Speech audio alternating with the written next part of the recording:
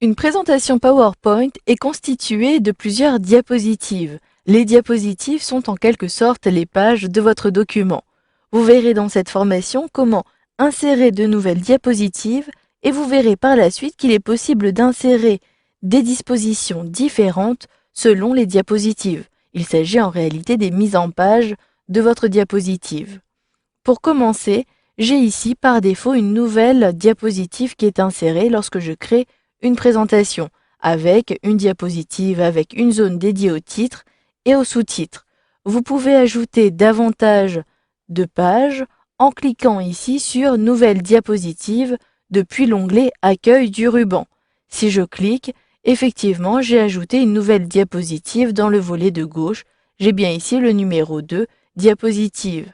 À droite, il s'agit donc de ma nouvelle diapositive et cette fois-ci la disposition est différente avec un espace réservé au titre et un espace réservé aux objets de PowerPoint. Vous pouvez ajouter une nouvelle diapositive en sélectionnant l'onglet Insertion. Vous retrouvez ici les mêmes possibilités que précédemment. Si je clique, j'ajoute à nouveau une nouvelle diapositive mais cette fois-ci avec le même contenu, qui est différent par contre de la première diapositive.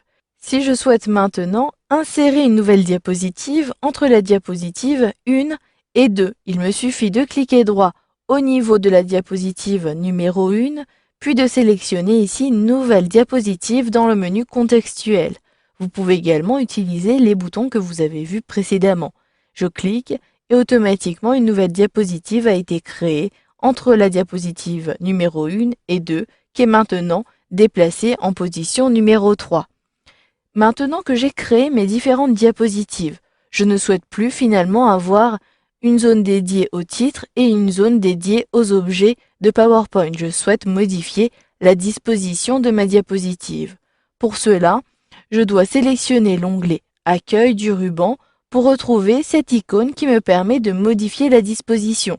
Un clic sur le menu et j'ai ainsi effectivement la diapositive et disposition titre et contenu qui est sélectionnée.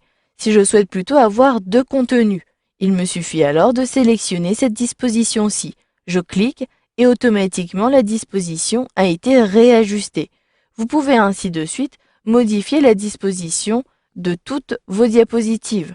Je peux également cliquer droit sur une diapositive dans le volet des diapositives pour retrouver ici la disposition un peu plus bas dans le menu. Vous avez dans le sous-menu contextuel à nouveau la possibilité de modifier. Je souhaite cette fois-ci avoir une image avec une légende. Je clique ici et la disposition a été ajoutée et appliquée automatiquement. Vous pouvez également, lors de l'insertion d'une nouvelle page, créer et choisir la disposition. Cette fois-ci, je ne dois pas sélectionner Nouvelle diapositive, le bouton, mais plutôt le menu déroulant. Et vous pouvez choisir ainsi une diapositive. Si je souhaite avoir la disposition vide, je clique alors sur Vide et vous le voyez, ma diapositive a été ajoutée sans contenu. Si la disposition d'une page vous convient et que vous souhaitez avoir une copie de cette page, vous pouvez ici sélectionner le menu déroulant pour cliquer ici sur Dupliquer les diapositives que vous avez sélectionnées. Vous pourrez ainsi soit dupliquer une ou voir plusieurs diapositives si vous avez sélectionné un ensemble de diapositives. Je clique ici sur Dupliquer et la diapositive 4 et 5 sont bien vides, sans contenu. Je peux également effectuer la même manipulation depuis le menu contextuel ou tout simplement en effectuant un copier et un collage à l'aide soit des outils du presse-papier ou des outils disponibles dans le menu contextuel.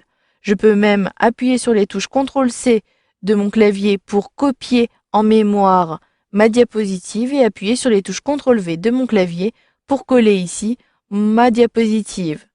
Pour supprimer une diapositive maintenant, je dois soit cliquer droit sur la diapositive, puis cliquer ici sur Supprimer la diapositive, ou encore je peux appuyer sur la touche Effacer de mon clavier ou Supr comme vous le souhaitez. Ici, j'ai supprimé ainsi les diapositives qui ne me sont plus utiles. Si au cas où vous avez effectué une mauvaise manipulation ou que vous souhaitez revenir à la disposition initiale, cela est possible. Ici, si je déplace involontairement ici mon titre, j'effectue un glisser-déplacer, cliquez, maintenez le cliquer déplacer. Vous souhaitez maintenant rétablir la disposition d'origine. Cliquez alors sur cet outil qui est disponible dans l'onglet Accueil du ruban. Si je clique, automatiquement l'espace réservé au titre a été repositionné comme dans la disposition de ma diapositive.